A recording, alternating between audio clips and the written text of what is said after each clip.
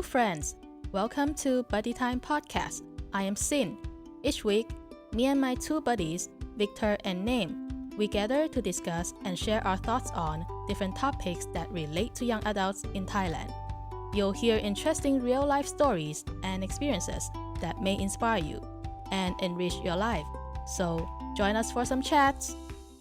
This is a Buddy Time podcast from Me Goody of Buddy Up.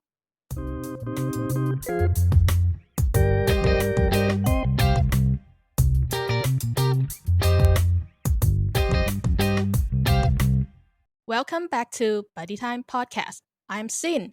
In today's episode, we'll talk about finding your passion and share some of our personal experience on how we discover our own passion, particularly in the field of performing arts. And we have Victor with us today. If you haven't already known him, Victor is an experienced performing artist, public speaker, and a communication enthusiast. So I'll be asking Victor many questions today. Are you ready, Victor? I am so ready for this. All right, let's go straight to our first and most important point today. What is passion? I've heard many people having this question, including my younger self during my university time. We didn't really know what we're good at and what we really wanted to do, or we're just so clueless about what we're passionate about, while also seeing some other people of our age was able to identify their passion already. So for people like us, we had to try on different things to figure out the thing that we find meaningful and willing to put our effort in it. And that's my definition of passion. Well, I didn't find my passion until around just 2 years ago. It was a long journey of self exploration and exploring my passion. But for you, Victor, you seem to know your passion at a very young age. I remember you shared with us in our first episode that you knew performing art is your thing and that you decided to go after it. So, can you maybe share what is passion to you? Definitely. First and foremost, I feel like this is definitely a topic that I'm very passionate about. Ha, no pun intended. Um, it's something that really resonates with me because, as you said, Sin, it takes experience and sort of finding yourself to sort of know what your passion is. At first, when you're doing something, you don't really think it's a passion, and it's hard to define what is a passion. So, I think, a definition for passion in my terms, I would just say it's something that you wake up in the morning and you feel driven. You feel like there is inspiration. You feel like you're happy when you're doing it. And it's just something that you put your full effort into without even having to try. And I feel like that is my definition of passion because, you know, as I was growing up and as I mentioned in episode one, I am very passionate about performing arts, whether it be dancing, acting, singing, all of it. I was so passionate about it. But the thing is, passion can also change. Now, let's take back a step and go back to when I first spoke about performing arts. So, I was very passionate as a child about dancing and singing. My parents would say that in the shopping mall, instead of walking to the restaurant or walking through the mall, I would dance through the mall. I don't know how I had the courage. I don't know how I did it, but I just, it was something that I expressed and it was something that I did subconsciously. It wasn't until about the age of between 10 ish that I started realizing that there's this thing called dancing, that you actually turn on music, you actually start moving your body to beats. And that was sort of my segue into the performing arts industry. And since then, I've never looked back. But the thing is, before it became a passion, I was very fortunate. My parents, they put me into violin lessons, piano lessons, singing lessons, dance lessons, tap, jazz, ballet, everything that I ever wanted. I was very fortunate enough to have received the opportunity to try it. And, to be honest, violin lasted about 3 months, piano lasted about six. But the thing that lasted with me the longest was dancing. So I guess that's when my passion originated was the fact that, it persevered through the time. Instead of having it only being a short burst of being, in with it, I actually found a very deep passion for dance. So, that was sort of the beginning of this whole passion journey for myself was knowing that dance was something that I felt I could continue and that every time I listened to the music and I started dancing, it felt so much more than just dance steps, but it was an expression of my being. And I felt like I was communicating. Well, that's interesting to finally hear from someone who knew their passion at an early age to share about what is passion. Because to me, honestly, passions seem like an easy thing for people like you. You know, I thought you guys didn't have to question yourself and went through some other path. Whereas for me, it was like a treasure hunt journey. Like I shared earlier that I took years to realize what I am really interested in. I thought I might be into this, then I went into this path. Later on to find out that, nope, this is not for me. Then I had to try something else again. And the process goes on and on until finally I asked myself, after all the things that I've tried, what is that one common thing I enjoy the most? So I try to reflect on my past experience, although the experience were pretty different. For example, I used to sell product, so it was more like a product oriented kind of job. Also, I used to work as an assistant to manager, which was more like working with people. And among those job experiences, I realized that I really enjoy providing service, especially service that are meaningful and valuable to others. And that's when I had the idea that I want to provide meaningful and valuable service to those who might be in their treasure hunt journey as well. And that's the first idea of our Migudi platform. Even though starting something from scratch, especially at times like this, it's definitely quite tough. But I'm really enjoying every bit of this new journey. So it's just like what you said, Victor. For passion, you would just enjoy it from within yourself. So, how did you discover your passion? Like, what was your actual process? I mean, you did share a bit how your parents gave you the chance to explore dance, singing. Is this the only way that you discover your passion? No, I actually don't think it is because, as I was saying, when my parents were very fortunate that they wanted me to do these things, because my dad was a musician and naturally the next progression that he would just want his son to go into the music industry because my dad's a musician. He knows about singing, he knows about, instruments, and that's what he thought that I would like. And, you know, there comes a time when you get pressured. So this is one of the things that I'm very, very adamant about is the fact that when we grow up, we're quite pressured, like to different degrees, about what we should do.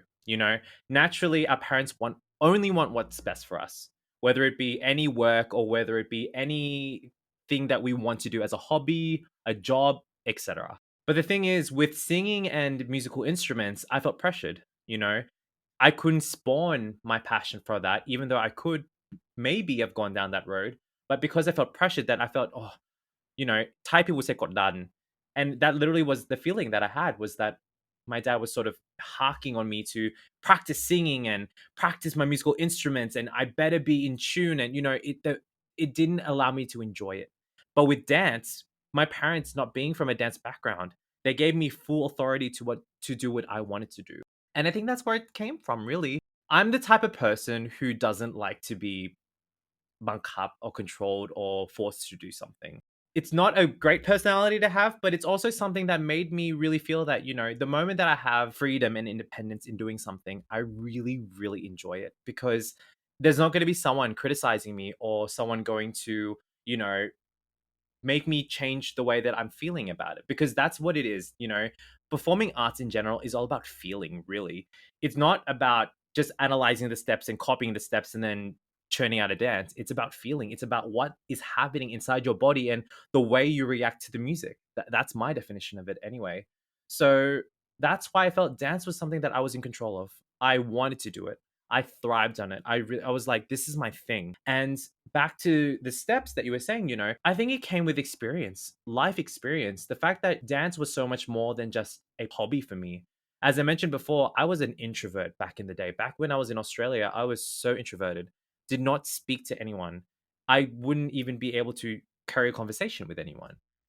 But that's where dance came in. Dance filled that void of me communicating to people. You know what I mean? We say that dance is nonverbal, and it is. It's nonverbal communication where we talk with our bodies. We articulate feelings through our movements. And that was my outlet. The fact that I wasn't confident in my voice, I was confident in my body and my movement. So that was the way that I started communicating. So it became more than just a hobby. It became a way for me to express myself and also for me to communicate with people because I didn't have the courage to do that. So I could definitely feel that was another thing that made it my passion was the fact that I just so badly wanted to communicate with people, but I didn't have the confidence. So that's what pushed me to dance even further. And it got to the point where I went to the performing arts high school, moved out of home, changed my life completely to pursue my passion. And I guess that's sort of the next step is to take action once you know what your passion is. Well, I think it's safe to say that in our journey of discovering our passion, there were also challenges. So, what are some challenges you faced during your journey of finding the passion in the performing arts field in particular? It was definitely hard. Performing arts is a thing that's very subjective. You know what I mean? A dance can mean so many different things to so many different people. And that was the biggest obstacle that I had to overcome. You're constantly comparing yourself as well, especially once you go into the dance industry. You're forced to put yourself up against other dancers. Not everyone is going to make it in the dance industry. That's the honest truth. But the thing is, there's going to be qualities about you that are unique. And those are the things that are going to make you stand out. So, the hardest thing about pursuing this passion of dance was the fact that I had to constantly be up against someone, or I had to, these pressures, or I had these, comparisons, and they were all self inflicted. No one really pushed me or pressured me, but I pressured myself because, when you're passionate about something, you want to do the best that you can. You want to experience it and just make it work. But with that also comes self pressure. And when you pressure yourself, it puts you into this spiral. And I guess, you know, that's where I'm sitting at right now. I feel like this is something that I'm going to talk about a little bit later, but passions change. And the passion that I had for dance might not be as fiery as it was before, but there's other passions that are going to be slowly discovered throughout my life. So, this is the interesting thing about it. I always tell people it's good that you have a passion, but don't pigeonhole yourself into that one thing. I did that for the longest time. Dance is my passion, but then I made it my job and then I made it my life. When you do that, you have all these pressures put onto you, and then you feel like you don't have any way out of it. You feel like, oh, well, first, I'm good at it. Two, I invested a lot of money into it. Three, people are now expecting me to be this person that I'm passionate about this side of things. So this is sort of my expectation. But when you look at it, you can have more than one passion. And many people don't actually know what they're passionate about until they go through different experiences, such as university, such as meeting new friends, such as, doing social experiments with yourself.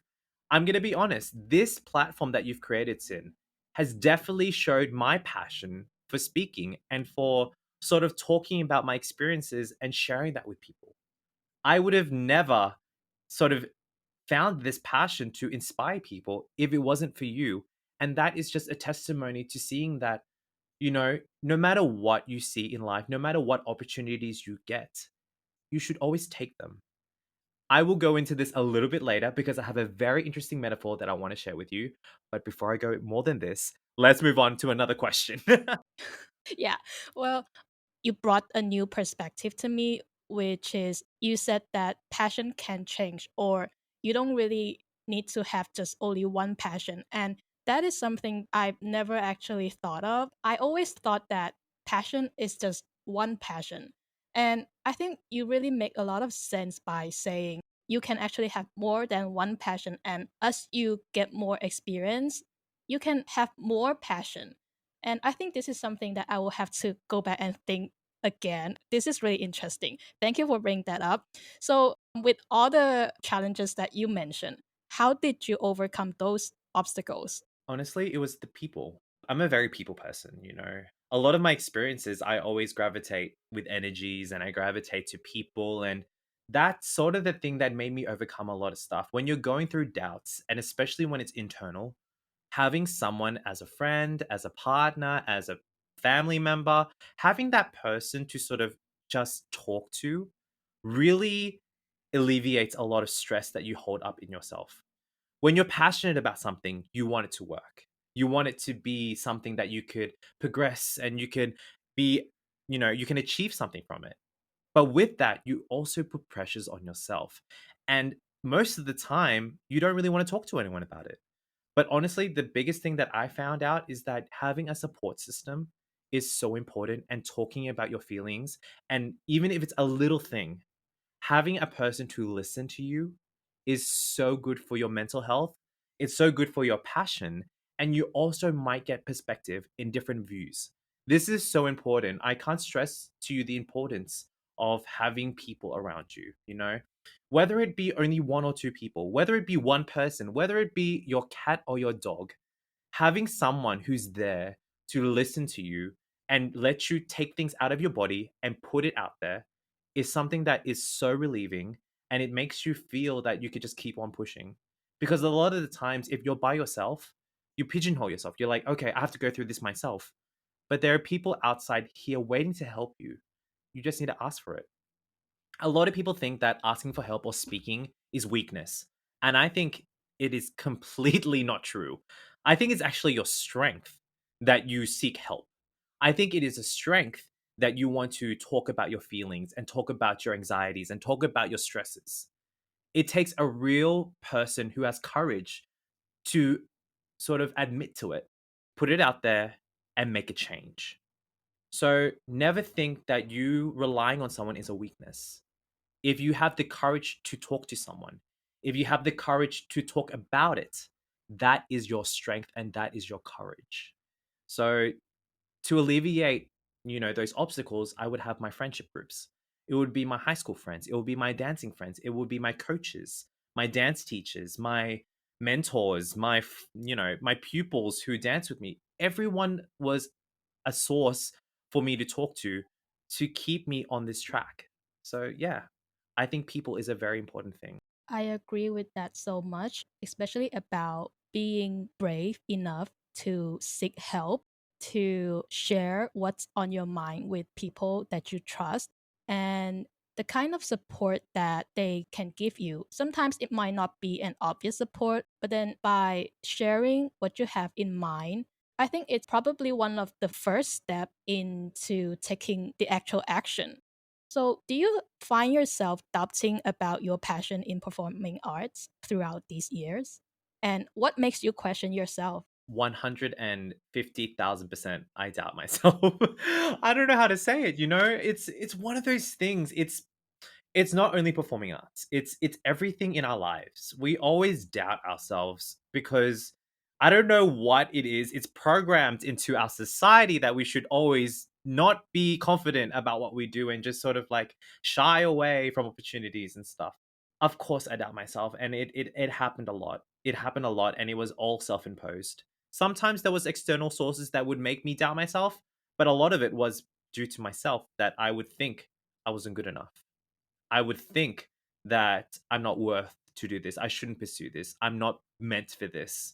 It's these doubts that I actually turn into passion fire. You know what I mean? I look at passion as this flame, and you add oil to it and it will slowly combust and rise and rise and rise and rise. But as flame is, it also has the ability to deflate if there's not enough oxygen. Look, I'm not sciencey, but I'm assuming that if you put not enough oxygen, the flame will hinder away. But if you give it a lot of oxygen, then it will progress and grow. That's the same as passion. Passion doesn't stay constant. It doesn't stay lit into this gigantic ball of fire. It slowly dwindles, it slowly peaks. And that is the magic of human beings. And that is the magic of life in general.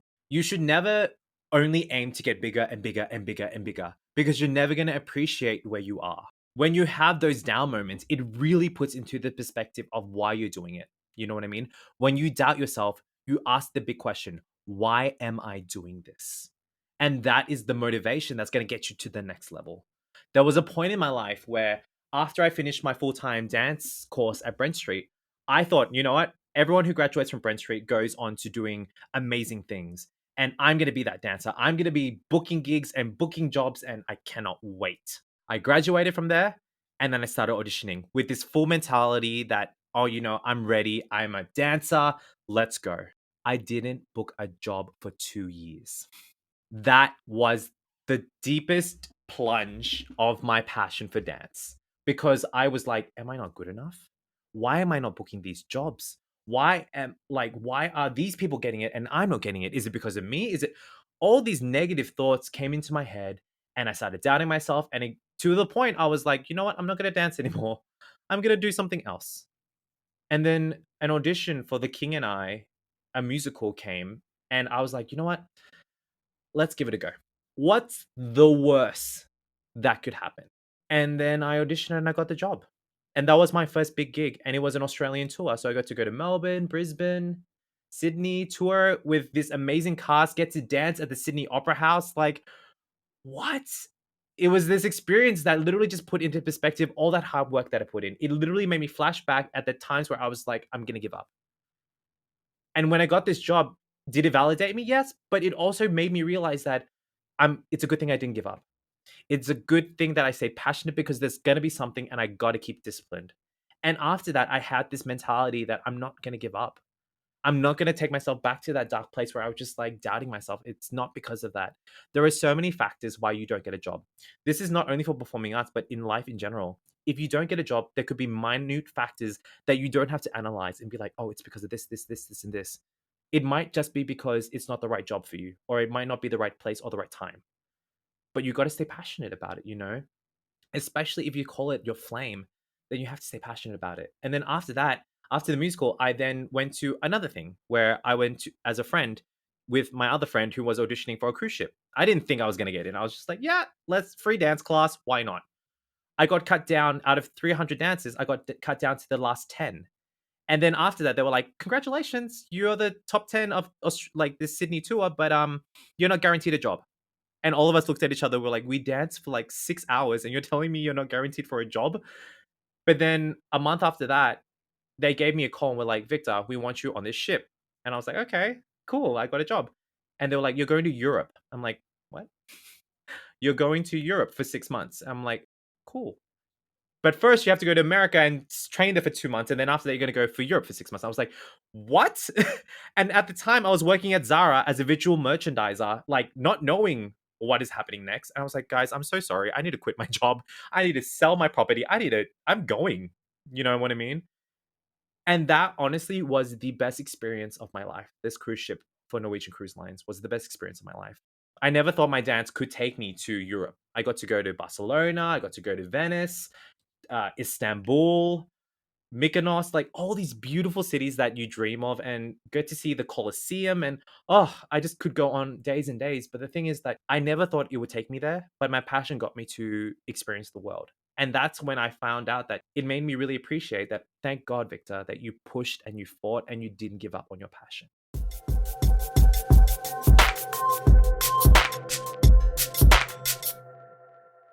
Well, a person who seemed to be so confident like you also went through those difficult times where reality hits. Like, you just have to accept what the reality is giving you during that period of time.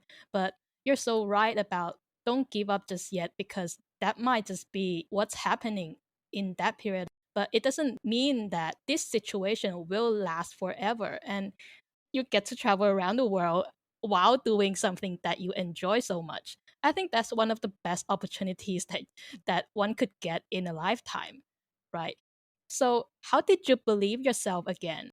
It definitely came with time to yourself. Like, this sounds really weird, but honestly, it's one of those things where you're in control of what you decide. You know what I mean? You can have supportive friends, like I said, it's so important, and they talk you out of it. They're like, Victor, don't give up just yet. There's always going to be something for you. I got that a lot. And I also got the, hey, Victor, maybe you could try something else. There's a lot of things out there waiting for you. But when my heart at the time was saying, don't give up, don't give up. No, this is not the end. Don't give up. You have to tap into that voice and listen to it. I always say this about anything in life. Life is like a band aid. Yeah. You could either rip it off or you can keep it on. Either way, the wound's going to heal. You know what I mean? And time will fix everything, and time is an indicator of everything. So when there's a time and there's a place and everything just aligns, then it takes you to that step. But if a lot of people think, oh, it's just all about destiny and fate. It's not. It's about the hard work that you put in. It's about the little steps that you take to get you to that point. I think this is a perfect time to use this metaphor that I've always told my dance students. When the world gives you an opportunity, you should seize it like a golden ticket. Now, I don't know if a lot of you have watched Willy Wonka and the Chocolate Factory, but it is a movie that I don't really like, but one thing I really like is the golden ticket because I believe that that is opportunities in our lives. We get these golden tickets handed to us. Victor, become an MC for us so that you could just speak English and in front of a lot of people. Victor, come and join this platform where you get to talk and share experiences with people. Victor, come and dance at this event that's going to pay you probably 100 baht, but you get to be exposed to a greater community. These are all golden tickets. But a lot of people don't seize opportunities. Why? One, you doubt yourself. Two, you don't know what you're getting into. Three, you feel like you're more worth than what they're giving you. Four, it just doesn't appeal to you. These are all very valid reasons not to accept a job. And of course, you should always look at the fine print and look at safety and look at fairness in everything that you do. But I am a massive believer that if someone gives you a golden ticket, you take it. Whether it be you're in a classroom and someone says, does anyone want to come up and present? I would be the first one in my class to lift up my hand. Not because I think I'm a show off, not because, I want people to hear my voice, but because I'm taking this damn opportunity. I am such a believer in golden tickets. And these golden tickets are throughout our lives. We can choose it to pick it up or we can just leave it where it is. But sometimes that golden ticket can take us where we never thought we would be.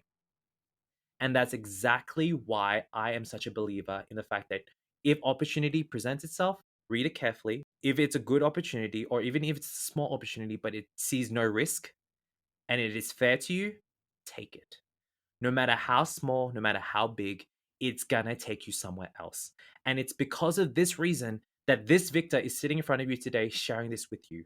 I'm going to give you a massive example. I never was a public speaker. I never was an MC. I never was a communication advocate. As I said, I use dance as my medium of communication.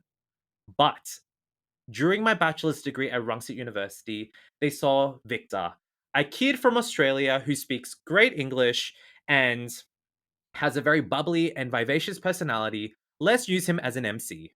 And I was like, sure. Don't know how this is going to go well.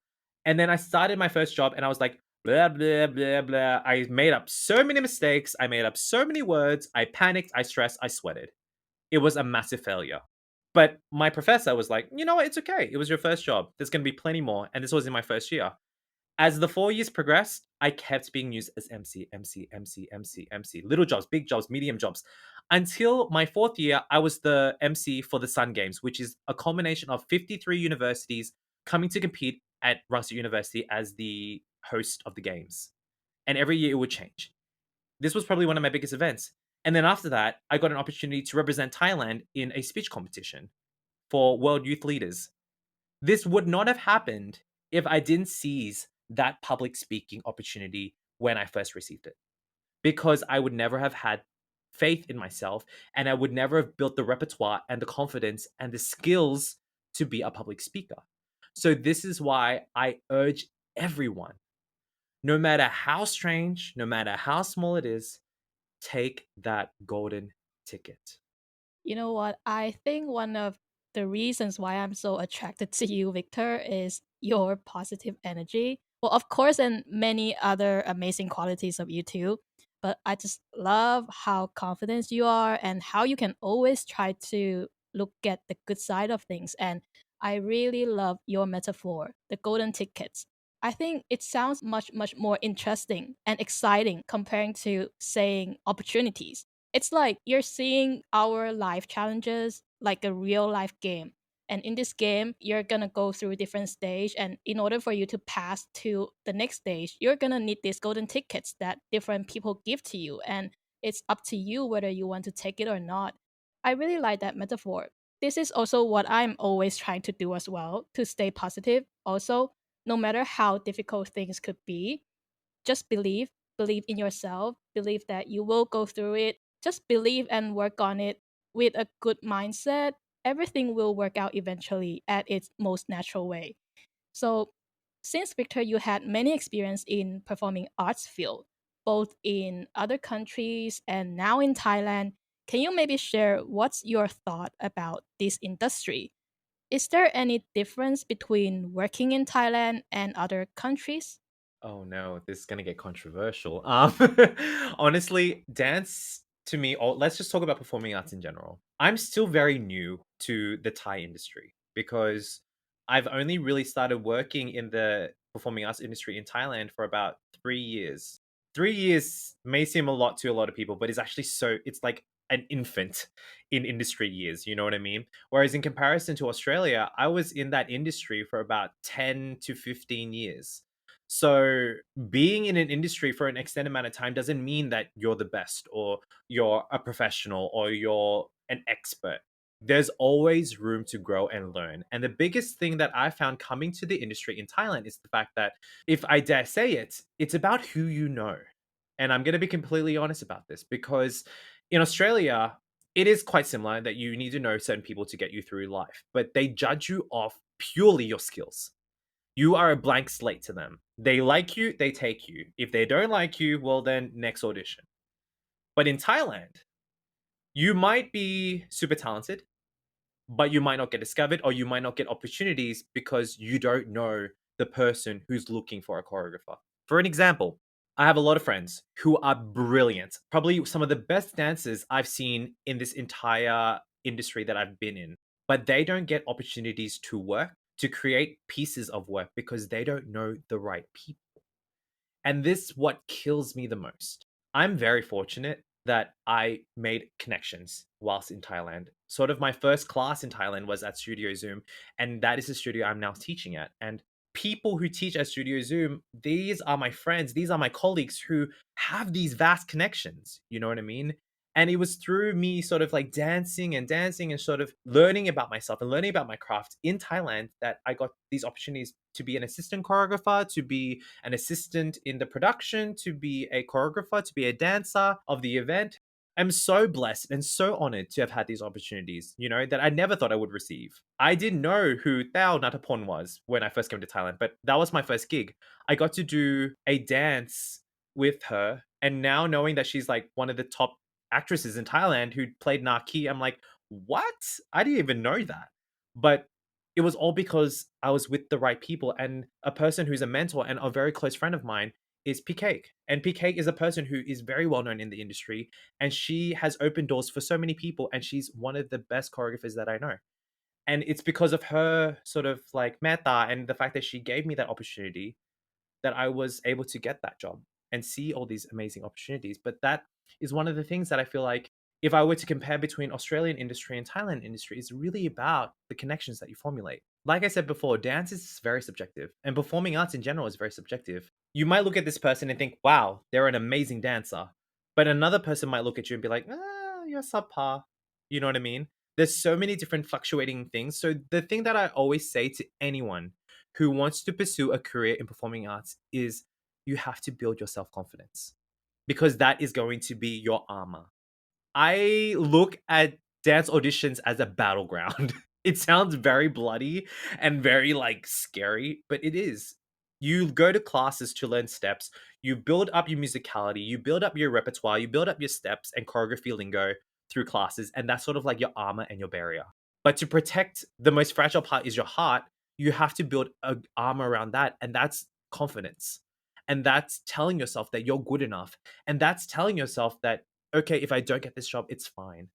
One thing that you have to admit being a performing artist is that you have to get rejected.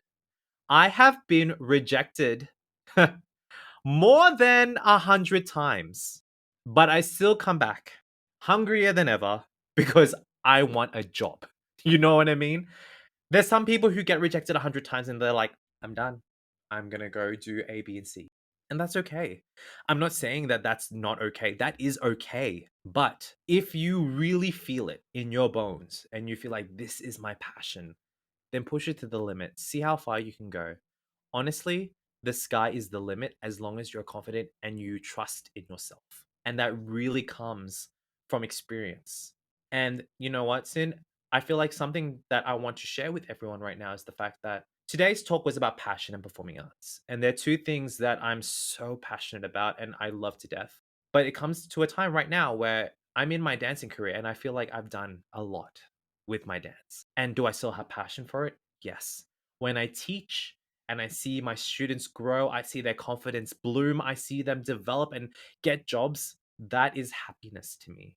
But I also found out that there's more passions for me out there as well. And they're still in the performing arts realm. Being a choreographer, being an acting coach, being a personality and development coach, it's all part of it. And I found passion in being an advisor, in being a mentor, in being a speaker, in being an advocate.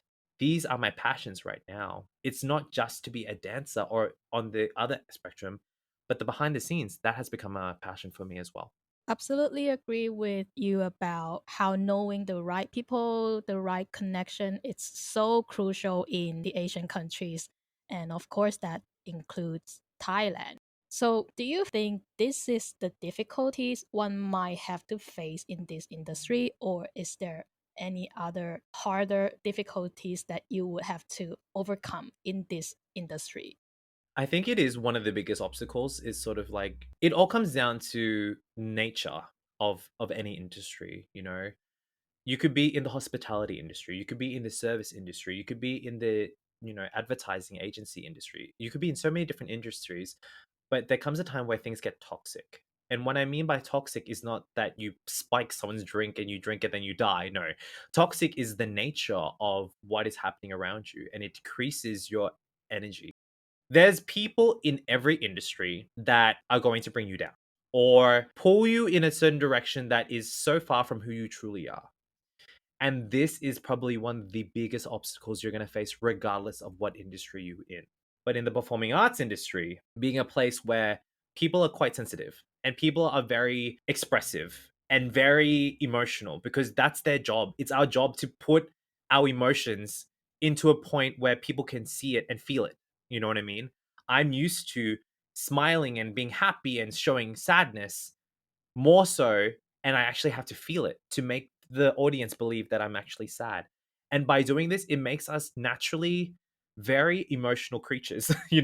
I always think that dancers and performing artists are like unicorns. We're these mythical beings that have extraordinary powers, but we're very fragile. You know what I mean? I'm not saying this is about everyone, but this is what I feel. And I was in a very toxic community for a very long time to the point where I wanted to give up dancing. And it comes and goes, these feelings. And that's the thing that you need to remind yourself. Why did I start this? Why do I want to continue? Is there a reason why I should continue? Should I keep going? It's okay to ask these questions because you need to check in with yourself. I was like, I'm going to get out of the dance industry. 2 months later, I'm back in the dance industry. 3 months later, I'm out of it again. It comes in waves and you just have to find ways that you can counteract it. Sometimes it's time for you to go, then you go. And like you said today, Sin, and like what I mentioned before, is that it's okay to have more than one passion. Like Sin knows, recently I've had a passion for the strangest things, and that is plants. I never, in 160,000 million years, would ever imagine myself looking after Haworthia cactus plants and having so much joy and passion. It is the strangest phenomenon, but it brings me so much joy and I'm so passionate about it. And it's eating up a lot of my time. A lot of times that I'm supposed to be, dancing and dance, dance, dance. I'm now like, plants, plants. Are my plants okay? Is it raining outside? Do I need to put a cover on? It's one of those things, is like I said, passion is something that you're not limited to just one for your entire life. It takes experience. It takes you going through life to realize what your passions are. Sometimes it's the most random thing, but you should try it. If you think, ew, knitting's for old people, ew, bonsais are for people who don't have a job, don't think of it like that. Think of it as something that's strange, but I might like. I've never been one to love plants, but because of COVID-19, it's forced me to find happiness within the comfort of my own home, and that's plants. So passion stems from experiences and going through life. So be open to everything. Never shut doors for yourself because you don't know where that could lead and if that is actually a passion waiting to ignite.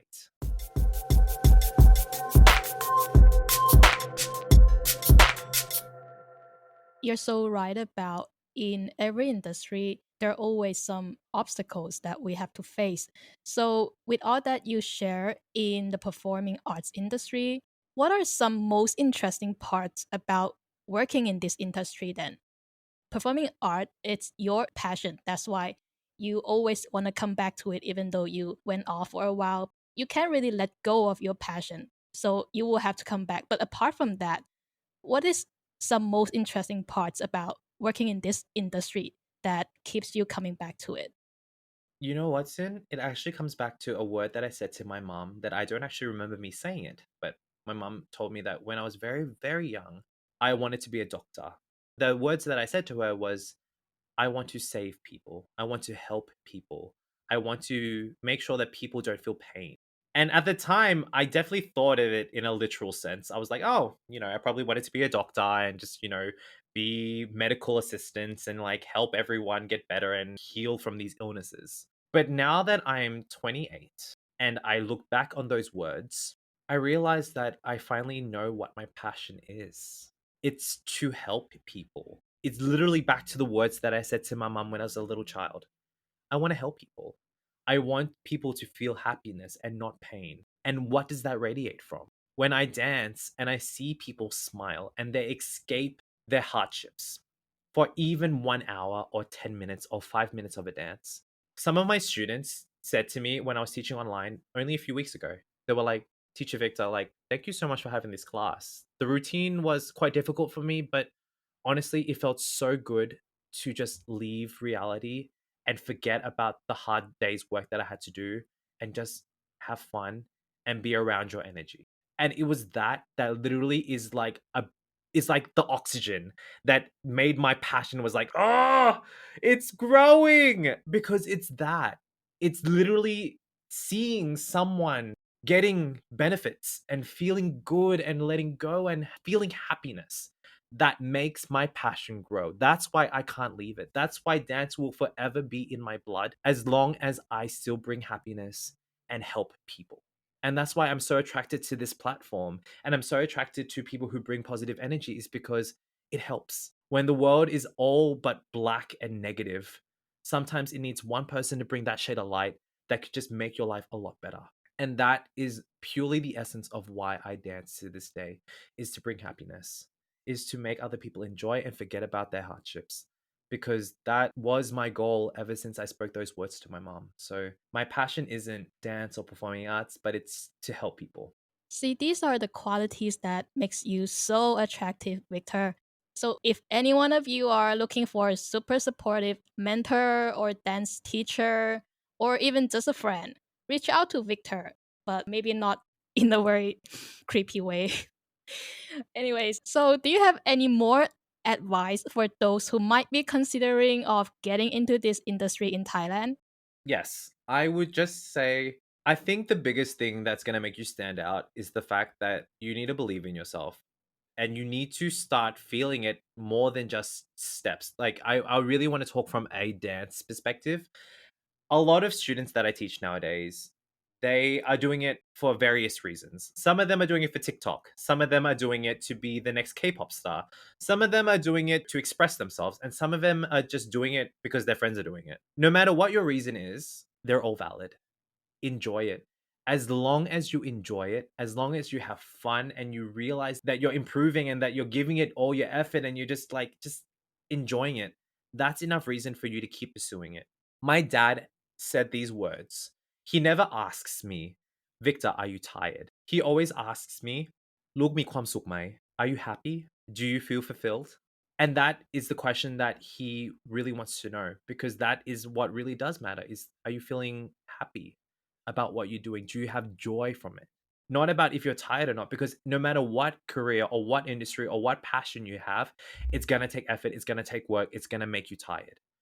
But as long as you're happy and you feel passionate about it and that you feel that it's coming out of your body and you just wake up and you're like smiling, that's enough reason for you to keep pushing and keep trying and keep going forward. Never let anyone dampen your fire. You're going to get told that you're not good enough. You're going to get told that you look strange. You're going to get told that all these negative things. And that's just people being petty, jealous, and probably who knows what reason. Just remember why you're doing it. You're doing it because you love it. You're doing it because you breathe it. You just enjoy it. And if one day that's not there anymore, then go and find and chase after that next thing that you're passionate about, because you never should stop chasing your dreams. And you should always keep staying passionate no matter what it is. So, yeah, that would be my advice. Don't pigeonhole yourself. Enjoy it, experience it, and just keep an open mind. And don't forget that there are people, like Sin said, I'm always open. My channels are always open. If I don't see your inbox or it takes me a few days to reply, I'm happy to take questions. I'm happy to talk because support is very important. I'm not an expert per se, but I'm a person who has experience and is willing to share and also guide wherever it needs to be. So thank you, Sin. This was definitely one of my favorite sessions of speaking. I just feel like I got to talk so much that I don't even know what I've said half the time. But thank you so much for giving me the opportunity to share my story, to share how I feel in my thought process. And honestly, this platform not only inspires others, but it inspires me, especially when we get to talk about it. It's sort of like therapeutic for me as well that I get to speak with you, get to share, and it really makes me ignite my passion even more. So thank you so much, Sin, for this. I definitely gained some new perspective today. So thank you too, Victor, for sharing your story with us. Well, finding passion is probably one of the most important tasks in our lifetime. Some would know it at a very early stage, whereas some of us would only discover our true passion after we've gained some life experience. So there is no definite way of finding your passion. But one way that we can all try to do is try as many things as we could so that we can have some ideas on whether or not this is the right thing for us. So, for those who are still trying to figure out your passion, we hope that you have gained some ideas on how to start discovering your passion too. Thanks again for being with us, and we hope you enjoyed today's buddy time. Feel free to follow Megoody on Instagram at MEGOODYTH for more updates on our show and activities. Share your question or ideas with us anytime. Or you can also reach out to Victor if you want to look for some support or dancing tips or anything. Yeah, so we hope you join us again next Thursday. Until then, have a great day!